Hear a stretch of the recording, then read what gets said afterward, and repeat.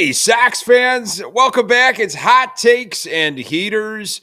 He is Danny Miller. I am Nick Murawski. This is the MLB-centric version of Future Sox. Boy, so much going on underneath this umbrella of Future Sox with the draft coming up on Sunday and so much content being churned out by the experts. Danny and I have the privilege of talking about this MLB team, the Chicago White Sox team, although, boy, it's difficult to, yeah, I use that term lightly. It's difficult to not veer into, what's happening in the farm system and prospects and who might be drafted and added to this collection of talent that, Chris Getz and company hopefully springs ahead and doesn't take a lengthy rebuild. So we're going to get to some of the young stars, if you want to call them that. Some of the action that's been happening, of course, at 35th and Shields, we have to, but also looking ahead to the draft. All that and more in a rain-soaked Chicagoland area where the White Sox were postponed. It's going to be a doubleheader on Wednesday. I believe Fetty and Thorpe are going against the Minnesota Twins. So all that, jump in. We really appreciate all the comments. You can subscribe to the Hot Takes and Heaters through the FutureSox YouTube channel. And, of course, the audio available absolutely everywhere. All that and more. Danny Miller, how are you, buddy? Good to have you along once again. I'm doing pretty well, Nick. Last week or so of baseball in the rear view here, the Sox doing Sox type things. Yeah. The offense is showing up a little bit more here lately, but unfortunately, they can't seem to hold on to a lead. And when we find some things that look like we're gonna see a little bit brighter days, they find new ways to blow games. But all in all, everything's great. Had a great holiday week / extended weekend over the past week, and still have all 10 fingers and toes as I sit here in front of you today after Sure. playing with some explosives. But yeah, and then as we talked a little bit about last week, expecting a new puppy here. Yeah. In about 48 hours or so. So, things are good here in the Miller house. How about you, man? How was your holiday? Good. It was a good holiday. I had kind of like a quasi block party. We got some great neighbors in the area, and I really think we should just file some paperwork and get an official kind of block party, block off some roads next year because we had a good time and grilled some things. Kids having water balloon fights. It was really Americana. Had some apple pie to seal the deal, and then on the actual 4th, with the White Sox being out of town, because I have gone to White Sox games on the 4th of July. I don't know if you have in years past, and they do a wonderful Indeed. fireworks show. My wife and my son, we went to the Chicago Dogs game up there in Rosemont at Impact Field on the 4th. That was my first time going to a Chicago Dogs game, and it was a great time. I mean, they really had a lot for the kids to interact with, and my 2-year-old, trying to chase down mascots and participate in all the little, baseball throwing activities out down the first base line, third base line, stuff going on in between innings. There's, races happening on the field. And again, you get my kids some chicken tenders, chicken nuggets, and a helmet sundae. It's all good. And so, I mean, yeah. Danny as an adult loves a helmet sundae, so I'm just hey, saying. I'm still enjoying it, So Right. that was they did a nice job with it, and so I going to some of these little like independent games and minor league stuff is what I'm going to try to do here and there, because look, I got Joliet Slammers nearby. You've got I think does Schaumburg still have a team? I know there's Kane County Cougars.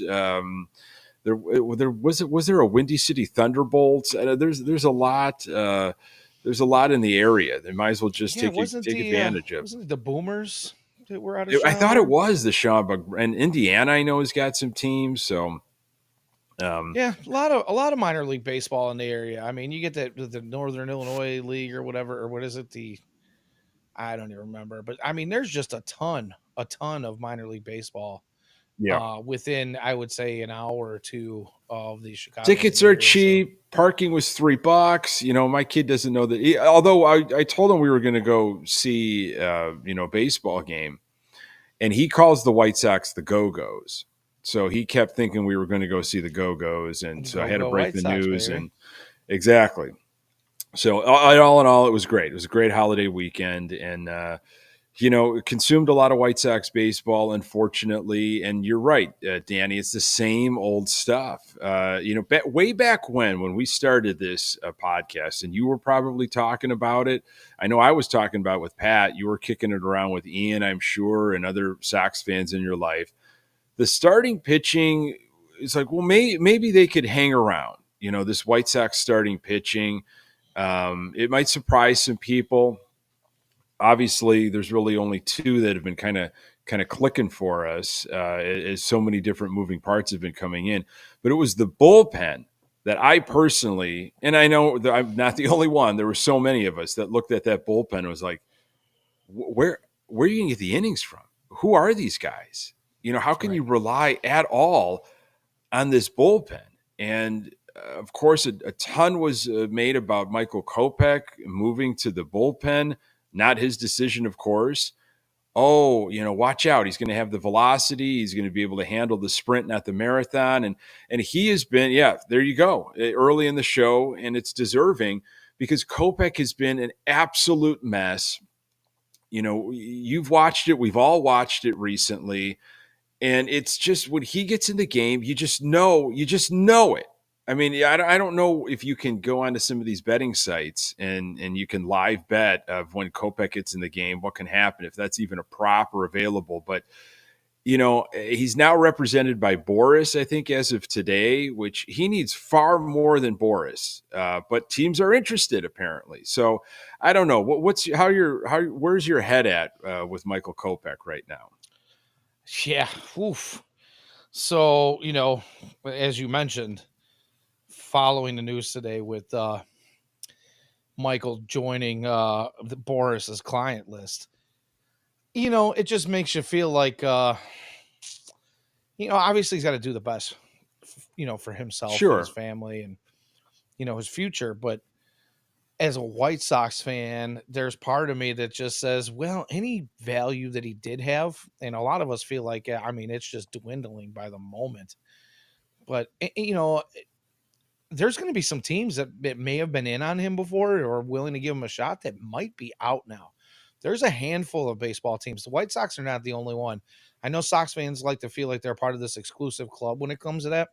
But unfortunately for White Sox fans, I hate to break it to you, you're not in this exclusivity club. There's a handful of teams and GMs that will not deal with Boris clients. There's a lot of imagine that. A lot of folks don't like to be Mhm. strong armed.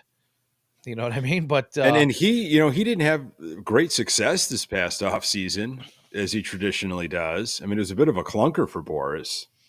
yeah, well, and that's exactly it. I think a lot of GMs and a lot of owners are tired of getting burned on big contracts that don't pay off.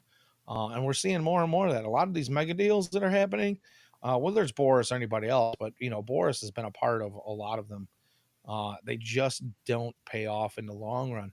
And I think, Major League Baseball is kind of catching up to that finally. And, you know, uh, again, as a Sox fan, I just feel like we might have less options and opportunities to trade Michael and get anything in return for him.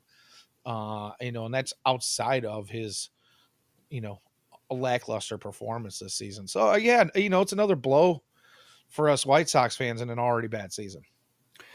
Drew Bogues, thank you for jumping in, and Trey and Clutch and Peyton, and it means a lot to for you to spend your Tuesday evening with us. Drew Bogues had sent me something that he saw on social media. I think it was from Rosenthal through Foul Territory with Brzezinski that maybe the Yankees could have been interested in Michael Kopech or are interested. There are going to be teams that are going to look at his arm and they're going to say, wow, he's got life on that arm. We could figure out the right role for him. That is a ridiculously good arm. Like, he can throw hard. It's tough to find. I bet you with the right set of eyes, we could maybe figure this thing out. And I've had other people, say the same thing to me. Different fans from different teams. Like, I wonder what it's going to take to get Michael Kopech. And I'm like, just know what you're getting yourself into here. I mean, yeah, he's got just a cannon for an arm, but between the ears, who knows? And he has been tossed around and has been injured. And, he had the 2020 situation where he opted not to play, personal decisions by him. Starter, reliever, starter, that was taken away. And he's not a closer. He is absolutely not a closer when you throw that many fastballs. And that's all he's got right now. He's got some secondary pitches, but he's got zero confidence in those. He can't get those over. And when he gets in a pinch, which obviously when you're a closer, this can't rattle you. You cannot be rattled by these situations, but he is. And he's spiking the ball into the ground, or he's sailing something over a catcher's head, or he's balking. It's almost like the situation is too big for him. Now, what you could get in return, Danny, and a lot of us thought it was going to be, oh, wow, he's going to really make hay as a closer, and we're going to get something great in return. This is a perfect situation, and we're going to be done with Kopech. He's a guy that I think a lot of Sox fans are saying, okay, he needs new scenery. We're probably going to get somebody from an organization that's what they're saying about their guy is, here, take this guy because I think he needs a new scenery.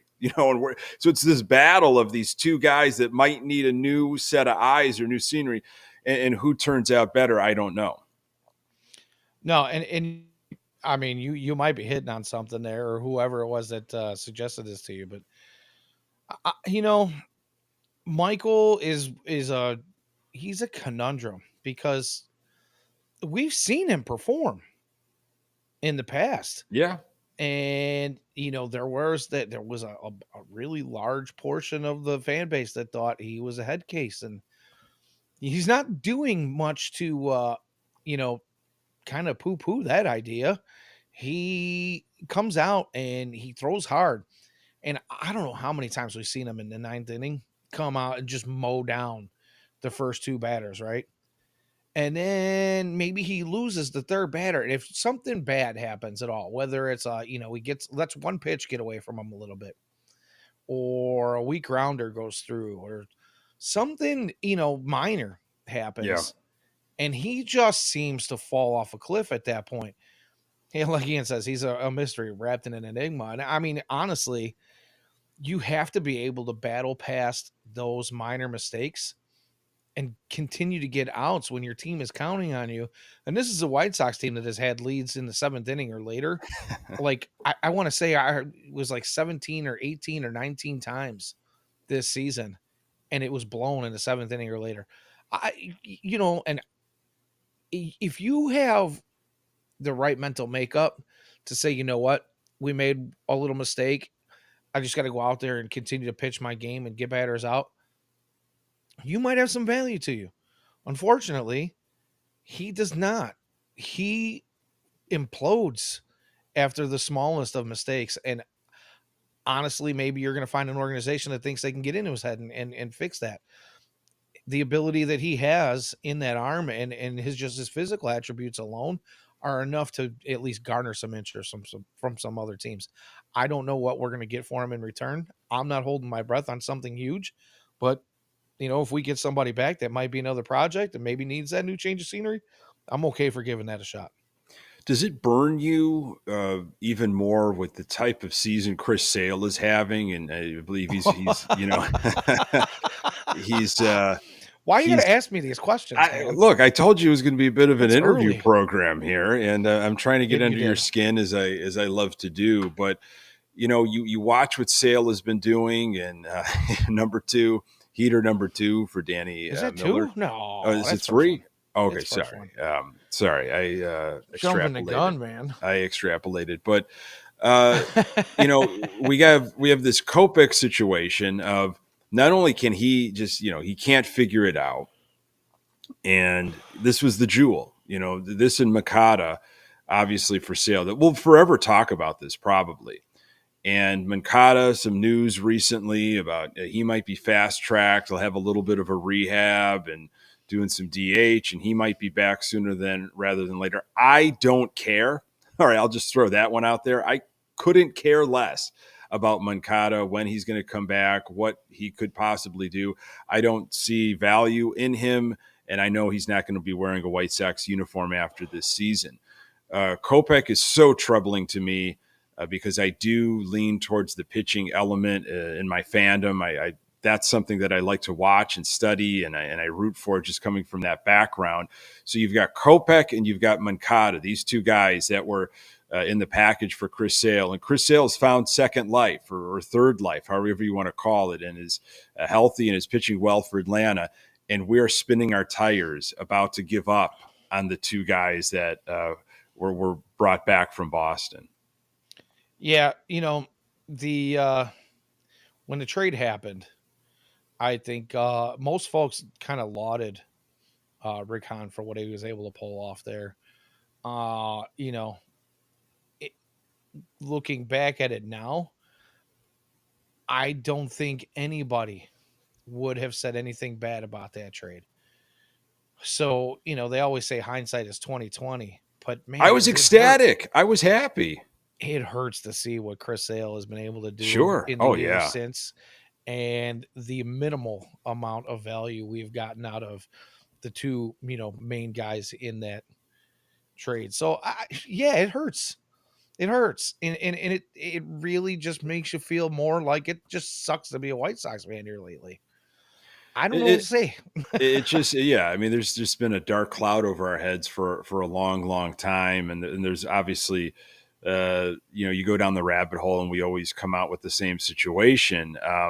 And I brought this up and I want to just, I hate to repeat myself from Good Guys Talk Back, but I know sometimes it's a different audience, and great show the other night. I appreciate it. Yeah, it was, again, very, very difficult to talk about this team, but it's just, fueled through fans, and I love it. It brings Pat and I joy. It's therapy, as this is.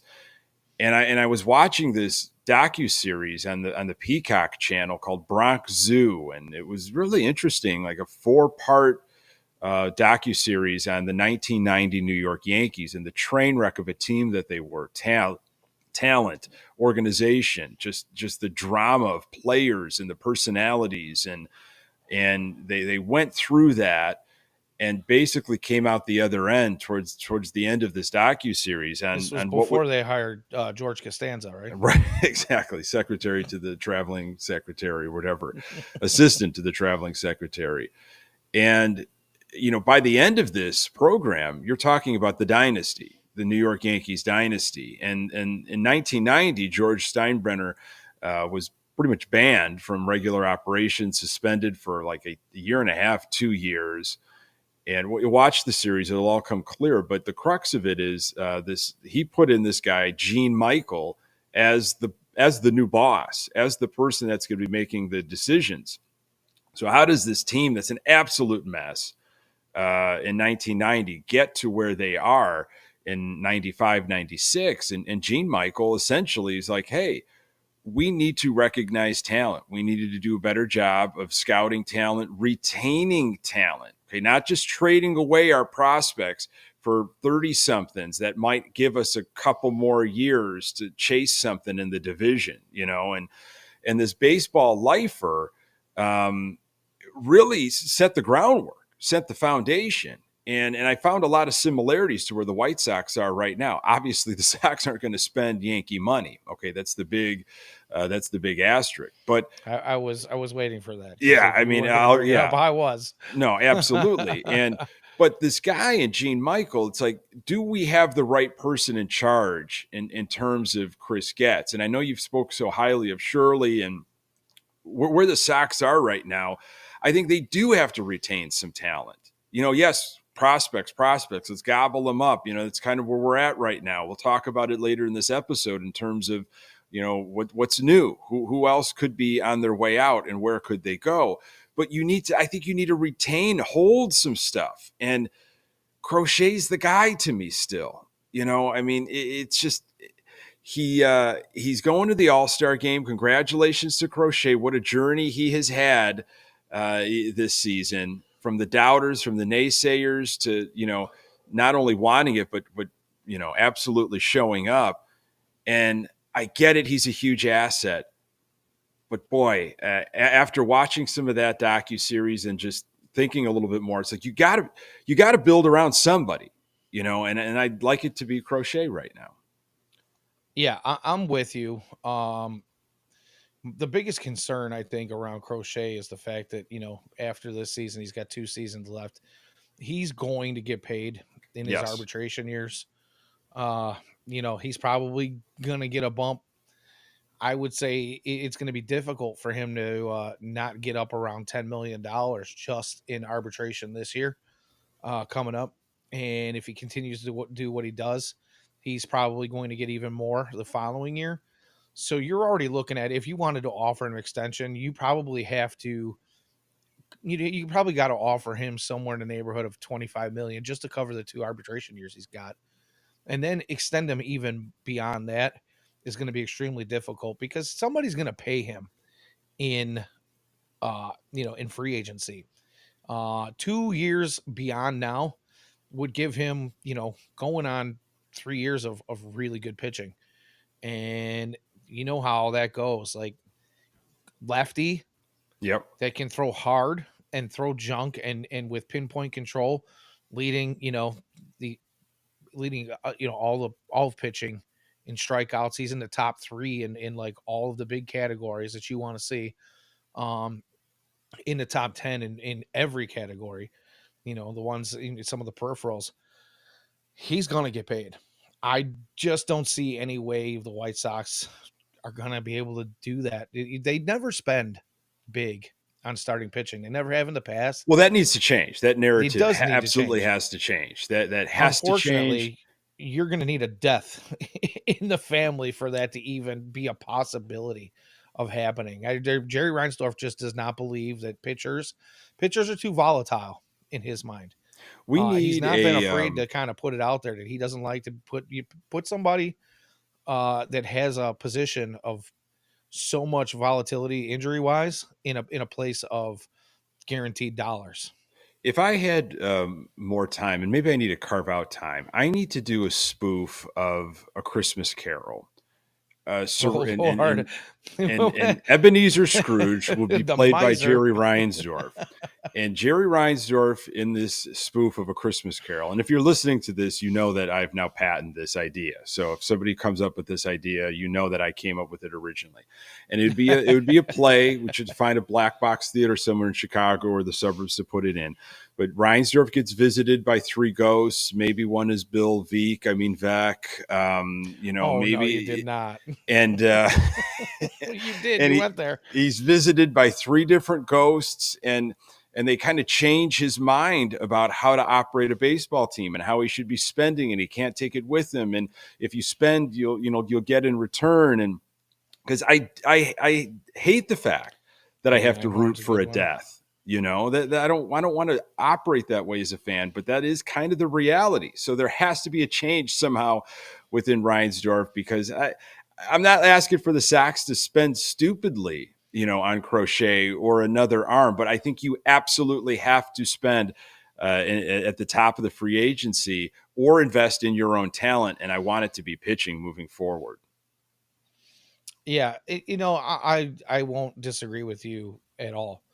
The purse strings are going to have to open up somewhere along the lines if this team is serious about contending. But, you look at Jerry Reinsdorf and his comments at that conference last year about how, keeping your fans interested in games late in the season, or your fans want to see your team, play meaningful games towards the end of the year. And what that tells me is you just want to be close enough to feel like you have a shot at the playoffs. But if you don't make the playoffs, no big deal. Jerry Reinsdorf is modeled that year after year after year, they don't spend on the gaps that they need to fill out to make a really super competitive roster where you're actually going for it. I mean, you go back to 2005, even then, they didn't really go out and get anybody all that special.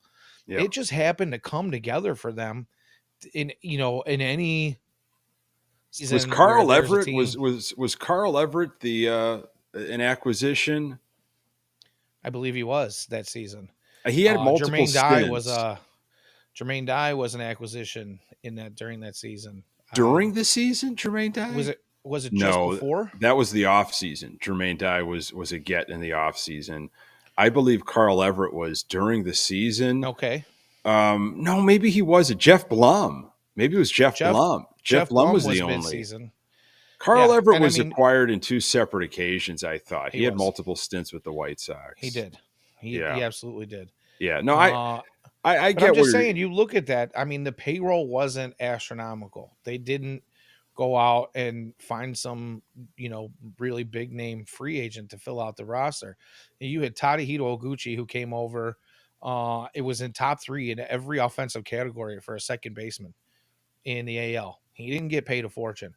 Scotty Pods was one of those guys who was like he had played for a handful of teams. He was a career minor leaguer until he was like 28 or 29 years old. Made his way around the league a couple of times, 3 or 4 different teams, but never really struck with any of them. And then became like the best, leadoff man in Sox history behind yeah. maybe one dog. You know what I mean? And only because of, his successes in the 2005 season before anybody jumps on me for that. But, I mean, a lot of things came together. The pitching staff really just holding down and holding its own. There wasn't a giant free agent name on that team. I think they struck lightning in a bottle. And just like any other winning team, there's a lot of luck that has to come involved in that. And that's exactly what happened with that White Sox team. And a manager that maybe was a little outspoken and was able to motivate their players. Yeah. I just don't see that happening again. The model has been created. It's been done over and over again. And there's no more, we can't really deny it anymore. They're just not looking to fill holes the same way multiple time winning ball clubs do. Yeah, Trey said it in the chat, and I put it up there.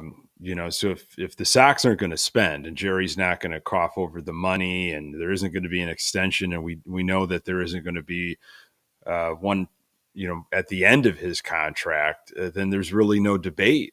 Trey mentioned on whether or not to trade him or not, and that's kind of where you circle back now. I have my wants and my hopes, as all Sox fans do, but you always come back to reality. If you could stomach that reality, and it's tough to stomach, it really is tough. I think that causes a lot of sleepless nights and sleepless months during the off season, and kind of we try to talk ourselves into things as fans leading up to opening day, but we know the reality because of what has happened, during the winter meetings and all that kind of stuff. And so, yeah, if you're not going to spend, and I think that's where we all knew, this was going to go. It's the same thing with Dylan Cease.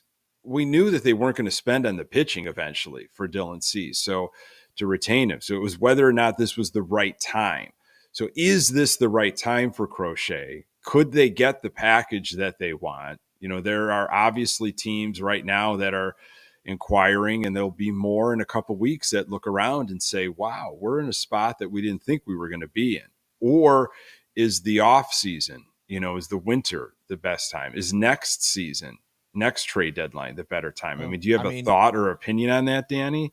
I've been on the record for saying that I find it very difficult that a team is going to match the White Sox asking price at this point. Now, the question is do the White Sox take something that might not be 100% of what they feel like Garrett Crochet's value is just because they know they're not going to be able to retain his services? Or do they wait it out until the offseason to where maybe there's a little more time and a little more movement throughout the league and throughout baseball in general, where they might be able to get, the bigger haul for him? That's a question that remains to be seen. But either way, as much as I've been saying that I would love to see them build around him, I just don't know if that's ever going to be something that comes to fruition. I don't think, unless something changes at the top where they are all of a sudden willing to throw a ton of money at him, I just don't know that he'll be around when it comes time to sign a contract. And the other thing is building the farm system is probably going to be the best way that this team does become competitive again in the future. As much as I would like to think there is a quick turnaround, and there is a path to a quick turnaround, but it involves money, because we've talked about it many times before. The pitching down in the minor leagues is absolutely fantastic. There's a starting rotation and bullpen in our minor leagues, right, that I feel like in the next year or two could be pretty solid. What we're really kind of lacking at the moment is productive bats. And the only way you're going to be able to kind of build that farm system up to where, we're going to be competitive, say 26, 27, you're going to have to continue to build that farm system and then fill in the gaps later, because I just don't see a path where this team throws out a $200-300 million contract to fill in, some of the gaps that it's going to take. Well, you're not going to spend it to fill in gaps. They're going to have to spend money, though. They're going to have to finish off this rebuild eventually with some superstars, with good players. How about that? Get some good players. I understand, the pathway and prospects and farm system, and I want to get to that in a moment here with the draft coming up on Sunday. But we're all saying, I think, the same thing is this time around, you didn't last time. Yeah, money was spent, but the way it was allocated and how it was spent was really goofy, and you failed to address on certain things, and you didn't really hit that home run when you had the opportunity to, and in a couple different options. So if you're not going to spend and invest in Crochet, you're going to have to do it somewhere, somehow, maybe a couple times, or else we're going to have this conversation in another 6-7 years, I guess 5, 6. I don't know. So, okay. Yeah, I hope we're not stuck in a perpetual state of rebuild. There's a lot of folks seem to think that's the path that we're on, and if that's the case, man, I only have so much in me. If we go another 4 or 5 years and it looks like the same as it did the last 4 or 5, 6 years, I'm probably gonna check out at some Yeah, point. some younger content creators, some ones that haven't been completely burned might have to pick up the mantle and run with it. That have some hope and optimism, because that would be absolutely dejecting. I don't even want to go there. I don't even want to think too much about that, because we got the draft coming up, Danny. This is there's new hope. Sox are picking fifth. Last year, their first pick was Gonzalez, right? It was middle infielder Jacob Gonzalez, shortstop Jacob Gonzalez. Okay. Were you excited about that pick? Was that something that got your juices going as a Sox fan? I don't know if it got my juices going, but unlike a lot of folks, I actually was not upset by it. Where they picked at in the draft, at that point of the first round, there wasn't like a hands down, oh my God, gotta have this guy type of player out there. And Gonzalez, he was kind of the safe pick. And he's kind of shown that even though he disappeared for a little while, especially, early this year, it was almost like what happened to Jacob Gonzalez? Where is he at? He's picked it back up again. He had a decent uh end of the season last year, and you know, quiet beginning this year, and now has really kind of turned it around a little bit. And I mean, I don't know if he was ever expected to be some huge prospect. Everybody thinks that a first rounder is going to be some guy that's going to, absolutely crush and kill. But you look at this year's draft, there's 10 guys that could go in the top 5. There's So no really cut and clear, dry top 10. So, there's just going to be years that are like that. And where the Sox picked, I was pretty happy with Jakey Gonzalez. have you zeroed in on a guy that you would like to see the Sox take at number 5? I know our cohorts, Ian and James, they've been chopping this stuff up, and they've got a great show coming up on Sunday at 6 p.m. On the FutureSox channel, with obviously the draft happening. So that I don't want. we're not going to overshadow the great stuff that they're going to do. But I just wanted to. I don't really have a horse in the race. I'll be honest. I haven't been following it that closely. I leave it to the experts. And you've been doing this for a long time. So is there somebody, Oh, some name, I, some player that you're kind of in between, or there are a few that you like the Sox at number 5? well, before I even say anything, I'm just gonna go ahead and I'm gonna correct you a little bit here. Sorry. I've been hanging on Ian's coattails Okay. All for a right. long I time, wanted you to say it. but All right. because of that, I have learned a few things here Of and there. course. I keep my ears and eyes open. Um, yeah, I've been pretty vocal about, and maybe not vocal, but I've put it out there a few times about who I would like to see the White Sox pick. But it all comes down to the fact is if he's there or not. Because like I said, there's really no clear cut road to 5 right now. It's all going to hinge on who goes first, who goes number 1. Um, my personal hope, and again, I think I'm in a less of a, I'll say a smaller contingency of fans where I really like JJ Weatherholt. JJ Weatherholt was a considered a first round guy last year, maybe even just as high as he's been talked about this year. Stayed in college, battled some injury, and before that injury was at one point talked about as a clear cut number 1 this season. And then the injury happened and he kind of dropped off some boards. He came back from the injury, did some things. He's now risen back up boards. It depends on what Cleveland wants to do with number 1. If Cleveland wants to go with a guy who they want to pay full slot at number 1, probably not going to take Weatherholt. But if they're looking to save a little bit of money, they might go Weatherholt under slot and try to get somebody bigger later on. So it all depends on what that number 1. But I really, really would like to see JJ Weatherholt fall to the White Sox. I just think he might be the safe guy in Mm-hmm. that spot, but I think he's got a lot of upside. I think he's got a huge amount of upside, and unlike some of the other guys that have been called the best bat in a draft, the best major league ready bat in a draft, I do believe JJ Weatherholt could be. Does he have the same kind of power as Jack Caglione? No, but this guy can play any of either of the middle infield positions quite well, although he profiles better as a second baseman. Uh, but he doesn't have the strikeout that Cags has. He's got good bat to ball skill, and he does have some power. So I really, really, really like that. I really, really like him. But again, I don't know if he's going to be there when the Sox are picking 5. And Jack Caglione, the other name I mentioned, a lot of fans seem to like him because he's just a Yeah. big power dude. Yeah. He's got a ton of K in that bat. He's kind of a 3 outcomes Mm. hitter, and he's a first baseman. I hate the idea of taking a first baseman in the top 5.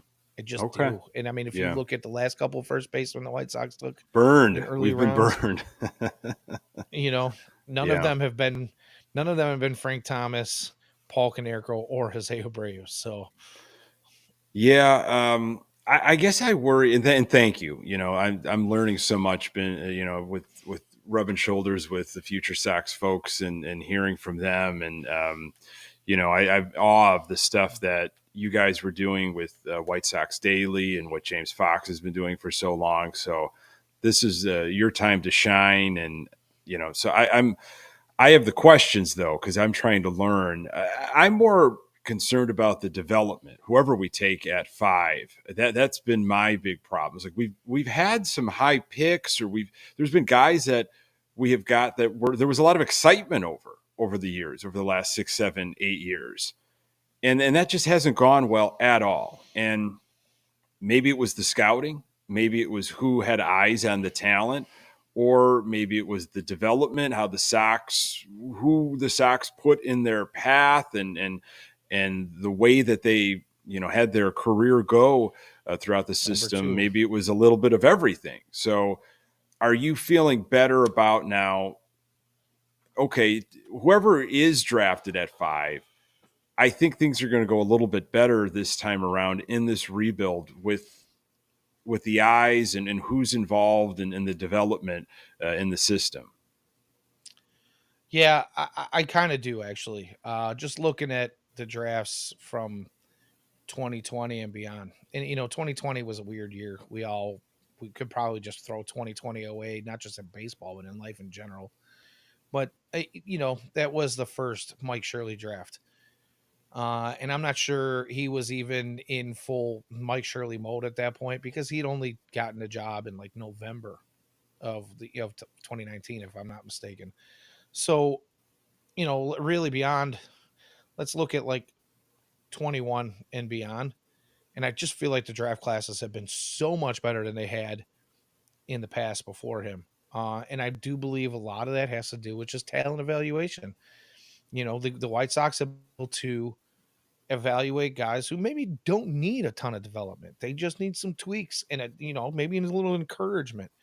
I think in the past we've taken a lot of potentially high ceiling guys, but guys that also had low floors and kind of found maybe middle ground at best with a lot of them. And that's just not going to work if we're looking to build a farm system and a future for this team. And I think now is one of those times where you maybe do take a little chance on a guy who's got some big upside, but also not so much of a low floor. You know what I mean? I like that Shirley went out on that limb a little bit last year, and I think he might continue to do that again this year. And I think they're probably going to go bat heavy. They're going to go bat heavy with it, with the draft this year. But what do I know? I mean, James and Ian are the guys. If you're in the chat right now or you're listening to us on a podcast recording, you really, really, really need to go back and listen to the last couple weeks of James and Ian. These guys have had not only some of their best conversations between the two of them, but they've had multiple interviews with guys from, different fan bases and guys from, different podcast outlets that are a wealth of knowledge and really have kind of broke down a lot of it. And there's not even time for us to do it here the way they do. Right. Because, I mean, just the math of how, the picks and slots go is absolutely insane. And they break it all down for you pretty well. Yeah, it's a show you're not going to want to miss on this coming Sunday at 6 p.m. With the draft coming up. Do you like where the draft is at in terms of calendar year? No, I wish they would go back to the old format, but that's just me. I don't like the fact that you have the draft and then, within a week or two, you've got the deadline. It kind of slows the trade market down. I think a lot of GMs and scouting departments are in draft mode, and it's difficult for them. Obviously, they're still fielding calls, like Chris Getz has said, on a daily basis. But in order to really evaluate what each of the other 29 teams has to offer, when you are, trying to get the best value for the guy that you're sending over, it's got to be extremely difficult when you're looking at, especially with the White Sox, who have 5 picks in the first, 107 of the draft, which is awesome. They've got the additional draft pick this year. I don't even want to get into what they're going to do with, 43, 68, and 78 or whatever it is. I mean, I don't have the depth for that. That's just way out of my depth. I'm way out of my league. So, but yeah, those guys, I mean, they got their hands full, and I just feel like it kind of slows everything down as far as the trade deadline goes. I've got a couple of names in my mind. And again, I think I definitely got more excited after I heard more about these players. And there was hope for them. But I want to know, and I'll throw these names out because I want to hear some guys that maybe you were most excited about when they were drafted by the Sox, maybe the last 8-9 years. Okay. I really thought we were going to have something with Zach Collins. When the Sox took Zach Collins, and the more I heard about him, You're not alone. And okay, we need this lefty bat, and I know maybe he's not going to be a catcher, but that doesn't mean he doesn't have value somewhere else. Like a position could be found. If anything, a DH, we need that bat. We need that lefty bat. That would be outstanding. I was really looking forward to that. And the other one, and this is probably foolish because, I don't know if it was the makeup or what, but I was excited for Madrigal. I thought, man, we're going to have a second baseman. And the more I heard from his former coaches and, what type of makeup this guy has and the discipline at the plate, this, that, and the other. And so again, those two, and maybe that was more just like, we need help in these spots. And it looks like we finally have it. And they're going to be in a White Sox uniform for a long time. What say you? What are a couple players that over the last 8-9 years you were so jacked for, so excited when the draft happened, and it really never lived up? Well, you mentioned Madrigal. I'm gonna. I hate to do this. I'm not gonna be the guy that says I told you so. But Ian was along for the ride with me on this one. We actually watched that live at a draft party over at King's Draft Room in Rosemont, and we were not really thrilled about that pick. But we also weren't like damning it either. You know what I mean? Um, the one that really stands out for me, I would have to say, has got to be. Oh man, there's a few of them. Carlos Rodon, I was jacked about. That's a little bit further back. Yeah. Zach Collins was one we were feeling pretty good about.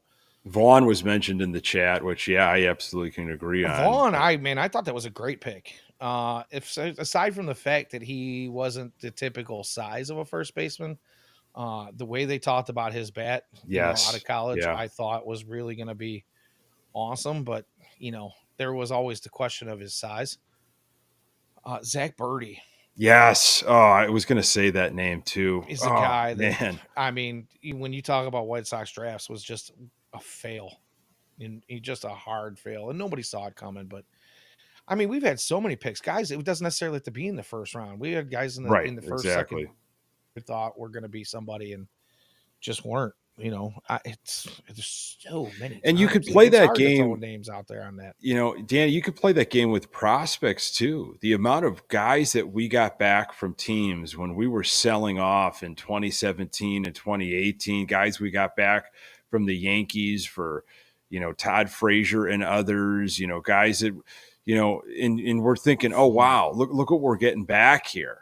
Like, look at what is now added to our farm system. And they weren't drafted by the White Sox, but they were, guys that we were flipping for hopefully something that was going to provide value to that rebuild. And, how many were busts in that realm and never caught on. And Lundqvist. I mean, those guys were, first and second rounders. I thought were going to be, big ballers. Oh, Ian said Carson Fulmer. Thank you. That was another one. Yeah. And, but the thing about Carson Fulmer that I always said was I thought he was going to be a bullpen pitcher. And, you just don't draft a guy in the top 10 for the bullpen, even though the White Sox swore up and down he was a starter. And I'm like, I don't really know that he is, but that's just me. But, it's another one that hurts. Yeah, it's this is a crazy time of year, with the draft and the trade deadline happening at the end of this month, and the amount of different names that are going to fly around and you're going to hear about and you're going to try to get caught up on. And the reality is how few actually do much for your organization. At least that's how it's felt for a White Sox fan. Just going back to 2017, even 2016, and the names, and it's like, well, who did we use to really get us anywhere? It's few and far between. So I do pump the brakes, and I've learned to pump the brakes a little bit. I'm excited that there's some potential here, but I'm still trying to get a sense of who could be dealt at the deadline, and this is going to be changing, Danny, throughout the next couple weeks. And I think Fetty is a guy that has almost as much value as Crochet in a bizarre way. I mean, Fetty, I don't know about that, but he's definitely got a decent amount of value. He's got, in terms of what we could get back for what we put into Fetty. Again, it could be pretty eye popping. Like, wow, that's what I think we hoped some of these deals that Getz was making maybe in the offseason. Like, that was the the madness behind it, perhaps, is that they could be flipped at the deadline. And Fetty is absolutely numero uno in that world. Yeah, I agree with you 1,000%. I mean, when you talk about Crochet obviously homegrown talent, but when you talk about what we've got with Fetty and what he's being paid, I mean, it was a 2-year contract, $15 million, so 7.5 a year, AAV to go out and do what he's done this year. We're gonna get double or more his value back for the remaining half of this year and his services next year. I think the only thing that kind of curbs Perfetti's value and keeps him in a class outside of Crochet's is the fact that he is a little bit longer in the tooth. He's a little bit older. But the fact that he's developed more pitches while he was away from the US overseas really kind of gives him something that he didn't have before. And to be able to show the consistency that he has between pitching overseas and then coming over here this year and doing similar, maybe not quite as well as he did overseas, but similar to what he was doing overseas against major league players speaks volumes. And I think that was a huge get for the White Sox. Um, but yeah, the fact that Crochet is still only, what is he, 25, 24? No, he's Mm, 22. Crochet? Yeah, how old is There's no way Crochet? Crochet's only 22. No, he's not. I'm sorry. I'm confusing with somebody. Either way, Crochet's young You see, and 20, yeah. 25, But how right? much, how much value does he give to a team the rest Somebody of help this me out here. I'm season? just losing my mind. I think I just I fell think that's asleep. where Fetty might be intriguing because he will continue to throw. I look at a team 25. that Thank you, Peyton. a team might look at Crochet as like, well, this is more of a next year situation, and I'm sure we could go over, and I don't know how often this happens, and we could go over different examples. One that always sticks in my mind is when the Sox went after Freddie Garcia, and I Sweaty think Freddy, baby. in 2004, and Miguel Olivo went to the Seattle Mariners. And in a way, it wasn't really about 2004. Even though the Right. Sox were close, they were in it in a surprising way in Ozzy's first year. It was really for that 2005 rotation to have Right. Freddie Absolutely. and have him under retainer for another year. So it was a little bit of like, hey, let's see if we can make a run, but it's really about next year. Right. Right. Absolutely. And I think that's probably what a lot of teams are going to look at. The fact that you're going to get the second half of this year and then the 2 years beyond that. And that's really what's going to drive his value. And the fact that he isn't under a contract and he's only got arbitration years for the next 2 seasons after that. Obviously arbiters are going to come in, and if he's not offered, a fair value from the team that he ends up with, arbiters are going to come in and make sure he gets that. But that doesn't necessarily mean that it's going to be a $25 million a year contract that he's deserving of. And that'll come up in free agency for him. But you're going to be able to get him at a discount for the next 2 seasons if he continues to pitch the way he does. So, you know, yeah, it's going to have to be about next year. But I think also you're probably looking at contenders that are looking to get him now, and maybe they curb his pitching a little bit, and they kind of give that arm a little bit of rest for the postseason. I don't know how they, And if but you're a team, Danny, that's not going to spend money on the pitching, and you can sit and you can part with the prospects, and you have the prospects, which I know few teams do, that the Sox could be interested in, that make it a fair deal, maybe a little bit more than fair. Maybe it favors the Sox. Maybe they're really looking for that home run. We need the farm. We need it all. If you got a team like Baltimore that, hey, we don't spend a ton in the open market. We're not going to spend on pitching. This is our time to get this guy and have him for at least 2 more years. We're willing to give up the prospects if they have them. That's the mindset that might push some of these teams when they really look Baltimore at definitely themselves in does. in the mirror. Baltimore definitely does. That's the one team I think most White Sox fans are hoping that can come up with a deal for Garrett Crochet. But, as we've been reminded before, They were in the conversation for a one, Dylan Cease, Yes. and Yeah. did not pull the trigger on that. They were not happy with the ask from the White Sox. I don't really know how that's going to play out. If they are, feeling like they are willing to start separating themselves of some of those prospects, and again, prospects are suspects. We've heard about the Dodgers deal that fell through. Bob Nightingale, did his write up last week where he said there was a Dodgers deal that, didn't happen. And they're now it's just come out within the last day or two that they're putting together another deal. They are not out of the mix. They want to, revisit that and maybe throw a better package at the White Sox.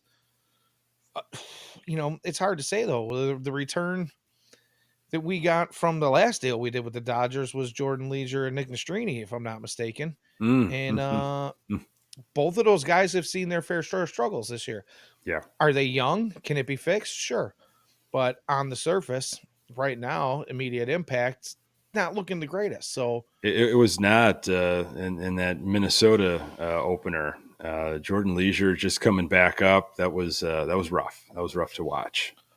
right. So, again, we can talk about, I'm sorry, was it? Yeah, no, that was right. So it's tough to put a finger on who's going to be in. We hear, 15 teams. I don't know who these 15 teams are. Do you? I mean, anybody that thinks that they could be in the playoffs, which are a lot of teams, right now, you're in the conversation. You're like everybody needs a stud arm, but who has the package? Who has the players that can actually, sit at the table with the White Sox, and have maybe the thought of the patient game a little bit, if it might not pay off this season, but I can see how this will align and improve our team, of course, over the next couple of years. And we might even have the capital and the owner to sign this player beyond their contract. That's that's Wouldn't that another be thing. nice? Yeah. How about that concept? I mean, that would bring me back as a Sox fan. I'll tell you what, if we had the capital and the owner to make things happen, but that might be a pipe dream. But we started this show out where you said you were going to interview me a little Yeah. bit. Which I was. Yeah. Do you mind if I take the reins a little bit? Yeah. Because I Go want to ahead. pick your brain. Sure. We're talking about Crochet a lot, and we have been in the weeks because he's obviously the big name that everybody keeps talking about. But it's been bandied about this 8.5 that was set by Ian and James a few weeks back on players on the 40 man that may make a move. And I told you last week that I chose the over. You did. Yeah. Can you mind if I go down the list of guys on the 40 man that are not like completely injured and untradeable at the moment? Yeah. And Yeah. Let's do you that. give me a yay or nay. We don't Okay. have to get too deep into it. We're coming up on the hour mark here. Yeah. Yeah. Let's just kind of go down it, and I'm gonna have you guys in the chat count for me here. I know, there's a few guys in there: Blank, Trey, Clutch, you know, Jamie, Peyton. All of you guys have been really active tonight. I'm sure you guys can keep a counter for me here, but I'm just gonna start with the pitching, and we're gonna go down, and you're gonna tell me whether or not you believe this guy's gonna be traded. Okay. All right. Sounds And I'm good. just going to go in order of what MILB.com has. I'm not going to go in order of, starting rotation or bullpen or any of that. But Okay. Here we go. You ready? Yeah. Let's do it. Justin Anderson, traded or not? No.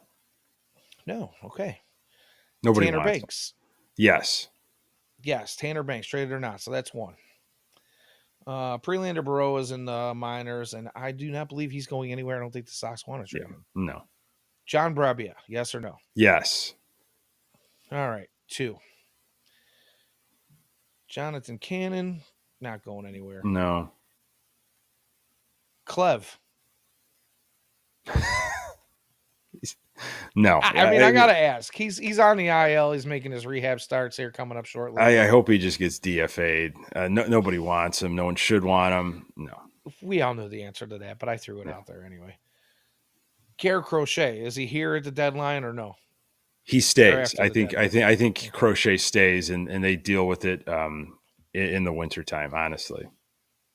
I'm not even going to throw Jake Eater out there because obviously I don't believe he's going anywhere. Eric Fetty, he's in. Gone. He's out. Yep. Gotcha. Chris Flexen. So we're at 3. I think Flexen's gone. I think he's an arm that could help in a bullpen, or I think he is gone. Okay. Matt Foster's still on the 60 man, so we can throw him. Matt Foster. The Oh my 60 god! day. Yeah, really. Wow. Jairo Iriarte, I believe, is going to stay in a White Sox Yeah. uniform. I think Yes. he's not even in a he's not in the conversation. Yeah. Michael Kopech. I think Michael Kopech is gone. I think there are organizations that are going to absolutely see something that they're going to try to fix, and For the a Sox are damaged going to bag say, of Big League Chew. "Yeah." The Sox are going to say, "Have at it, have at it, Haas." So Kopech's Here's gone. one that I find really interesting. Because I personally can see a route for it, and I also can personally see people going, nope, don't want to touch that. Chad Cool. Chad Cool. I would say no. I think Chad Cool stays. Okay. Jimmy Lambert's still on the 60 day. Jimmy I Lambert. think Jordan Leisure. What do you I think think? Jordan Leisure stays. I think so too. Dominic Leone's on the 60 day. Davis Martin's working his way back. Nick Nastrini. Stays. I think so too. Sammy Peralta is going to stay. He's probably going to come up here shortly, I believe, when all this goes down. Jesse Schultens is on the 60 day. Jesse Schultens. I think Jared Schuster's untouchable, so I'm not even going to Yeah. throw him out there. Yeah. Just because they need somebody to pitch, and Right. they're going to give this youngster a chance. Michael Soroka. Gone. Soroka's gone. So we have 4 or 5 now. I believe that's 5, right? Might be 5. Drew Thorpe. Drew Thorpe stays. He better stay. Agreed. And then Steven Wilson.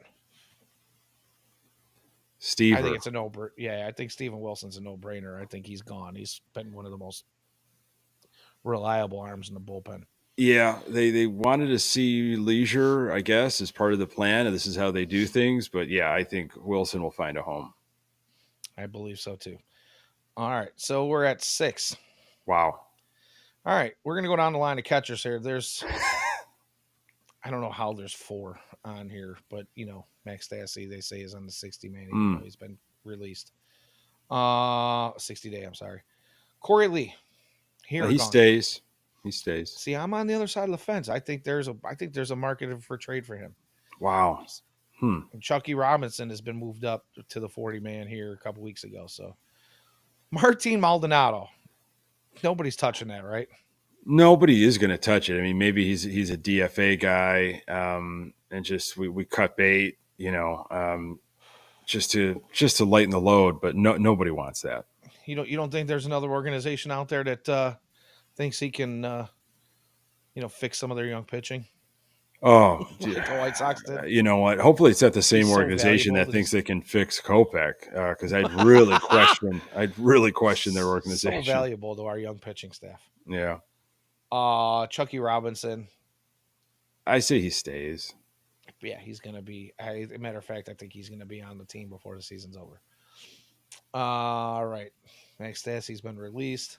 So now we move to the infielders. Let's go with Paul the Dong Dong Dong. He's gone. Yep. Absolutely. Nicky Lopez. Lately, he's been turning it on. I could see somebody trying to, package deal for Lopez. He's not the sexy name, but I could see it, but I'm going to say Lopez stays. I think he goes. Okay. But it could go either way. I'm on the fence with him. He's a fringe guy. So, all right. So we're still at 6 then. Danny Mendick. My man, Danny Mendick. If he would just bring back the full mustache, come on. Yeah, I knew you're the mustache man. I know. Well, that's Drew Thorpe. He's doing it service. Mendick stays. Okay. Yo-Yo just starting his rehab, not happening. Brian Ramos isn't going anywhere. Braden Shoemake, still on the 40 man, hasn't really done much. Yeah, Think he goes in a I package deal? I think he stays. Me too. Lenny Sosa's not going anywhere. Andrew Vaughn. You think anybody's in the services of Andrew Vaughn? No. Assuming that everybody besides the prospects are untouchable. I don't think at all he's at near nowhere close to the whole conversation a while ago when we were kicking over like the Frankie Montas stuff at the beginning of whether it was last season or whatever, where he's just untouchable. You can't move Andrew Vaughn. He's nowhere near that, but I think Vaughn stays. Okay, I agree. I just don't think anybody out there wants him. Exactly. Yeah. I mean, that's All right. Now here's a name that came up last week that you and I talked about and had a little bit of a giggle about as we move into the outfielders. The White Sox are shopping Andrew Benintendi. I don't. Who's going to take the money? Who's gonna take on that financial burden? And why? Why would you take that financial burden on for Benintendi? He's an absolutely nothing. So So we're stuck with him. I just have to say my piece on this real quick, even though I'm kind of interviewing you. But Yeah.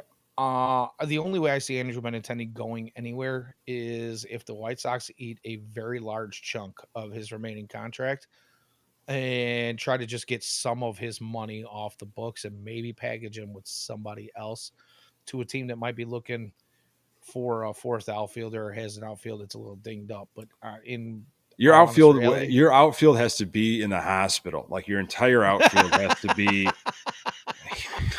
okay. I mean, I get where you're going, but it's like, come on, like you'd have Yeah, to be really hurting. I don't find it likely, but I see maybe. I mean, if you really use your imagination, maybe just maybe he goes somewhere, but I doubt it.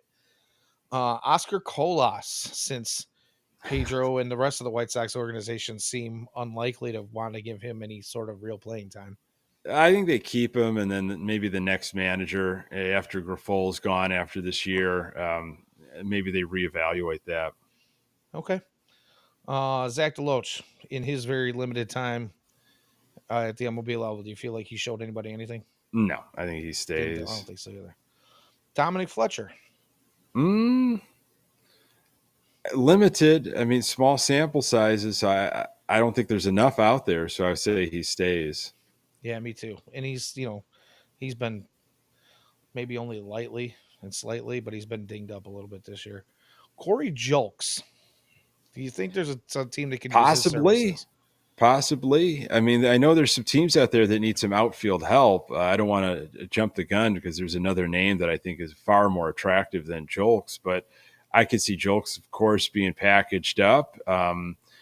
I've liked what I've seen at times. He's actually got a little like spirit to him. So maybe other teams look at that and they say this is we've got a place for this. So I will say yes to Corey Jolks. Okay. And by the way, I am following along with you guys in the chat. And I haven't said anything, but some of you guys are pretty funny. I'm not Oh gonna yeah, lie. there's some great stuff happening. So Tommy Pham. This would be an easy Gone, one. What gone, is gone, gone? So gone. what are we at? Yeah, 7 now? could be. I Oh, think we that's might be at 7. 8 because I We might included be at 8. Jolks. Yeah. Yeah, I'm sorry, you're right. So if you include Jolks, yeah, that's 8. Luis Robert Jr. He stays. And I could see maybe a winter meetings situation. Again, he is not going to be signed when his contract's over. We are not going to be retaining Luis Robert Jr. Again, unless the whole Christmas Carol theory of mine actually comes to fruition and Jerry Reinsdorf has a roundabout and things drastically I will buy change. tickets to that play, by the way. When I think it it. comes I out. think it could be written, and there was some outstanding names in the chat that I couldn't get to of the different ghosts that could be. Ribby and Rhubarb and Nancy Faust could be involved, and Andy the Clown, and of course Bill Veck. Harry Carey could be invited. There's a lot that we could do with this. So I'm not giving Yeah. up on this. This could be a little Referee passion project. referee 583 in the chat says that Ken Rosenthal the astute Ken Rosenthal says Kopech Jr. and fam all gone.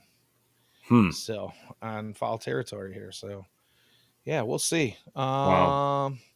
So Luis Robert, we're saying gone. So we're at 8 or 9. Is that 8?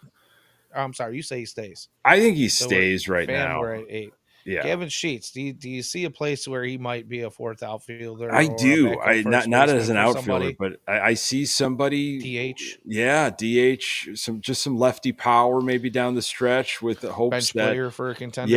Yeah. I say yes to Sheets more of because I just want to see him off the club. But yeah, so that's Okay. maybe 9, I think, with Sheets. Yeah. And then last but not least, our famous, very famous, thanks Cubs DH, Mm. a Mr. Eloy Jimenez. Stays or goes? No, I don't think anybody really is interested in him, so he's going to stay unless the Sox just cut him loose and DFA him. Okay. Yeah, So we're still hovering at that 8.5 we are. then, Yeah, even this was even with some helpful. maybes Yeah, in there. So yeah. I yeah, ran it past Pat good on money line Sunday there. night, and he was under, and I was thinking, man, how did we get to? But this is good to go through name by name, and you could definitely make a path for like 8 or 9. Yeah. Whoever set that line, I don't know if it was Ina James or if they found that at a sports book somewhere, but that 8.5 really is that Yeah. hook makes it interesting for It sure. really does. It's a great sweet spot. So obviously, 3 weeks remains, something like that. Right at the end of July, things will get absolutely crazy. Sometimes they don't. Sometimes it's really dead. But I think the Sox are going to be major sellers. It's just when will all of this start happening? Yeah. Yeah. It's going to be an exciting couple of weeks. Sunday night we're going to have a couple of live shows from Ian and Yep. James. They are going to start right around the time the draft starts. They're going to hang out until pick number 5, get some reactions, and they'll probably shut it down for a little bit because obviously that first round kind of drags a little bit. And then they'll come back on a little bit later and have some more reactions. So you guys make sure you tune in for that. Yes. I will be in the chat both times for sure. I will be watching and waiting in anticipation to see how the whole thing goes. But if you are not already following Future Sox, you need to make sure that you do that on our YouTube channel or on Twitch at Future Sox /TV or whatever it is. Future Sox, whatever. I don't know. Figure it out. We're on Twitch, but follow along here on YouTube. Help us out, get some views, build some hours. We get them super chats rolling as soon as we can. But yeah, Yeah. going to be an exciting week. And then of course the trade deadline. It really looking forward to that, man. Yeah, I mean All-Star break and trade deadline. So once again, thank you so much to everybody spending the evening with us. No White Sox game as it was postponed. Doubleheader on Wednesday, but really appreciate. I mean, there was some really funny stuff coming through. I just couldn't get to posting Uh everything, but took it in the and chat was rolling tonight, yeah, man. it was We appreciate you outstanding, guys. and yeah, it really means a lot. And as Danny said, uh, find us, wherever you find your podcasts. Subscribe to the Future Sox YouTube channel. Trying to get those subscribers well past 1,000. It does mean a lot, to all the content creators, especially. And I hope to do this again with you. Is next Tuesday the All Star game already? Yeah, I I think it believe is. the So home run derby is Monday. Monday. Okay, so we'll have to talk about Yeah, scheduling and how if we're gonna go the up against the All futures Star game game. is futures game. James and Ian talked about it a little bit. The futures game, which we have a couple of guys that are going to be there. Uh, you know, crazy that they're doing it on Saturday night when there's regular Major League Baseball still Yeah, being played. But yeah, if you guys are looking forward to seeing some of the youngsters, check that out. Futures game is Saturday. yeah, yeah, Yeah. yeah. A lot Noah going Schultz, is on. he getting the start, Ian? I see Ian in the chats. Noah Schultz is up there. Yeah, no Schultz will be in the futures game. And he says Colson will probably get an at bat. There you go. So, Future's bright. How yeah, I about was that? kind of hoping that he would get back to us and let us know if Noah's starting. I know Noah's dad, Larry, is going to be super excited about him getting any pitching in. But Yeah. we'll No, see. he's a guy that, man, he's exciting just to think about what could be. It's just a what could be right now. I mean, he's But lengthy, man. I mean, he's yeah, reaching across the plate before the ball releases from his hand. So yeah, exciting stuff to watch. yeah.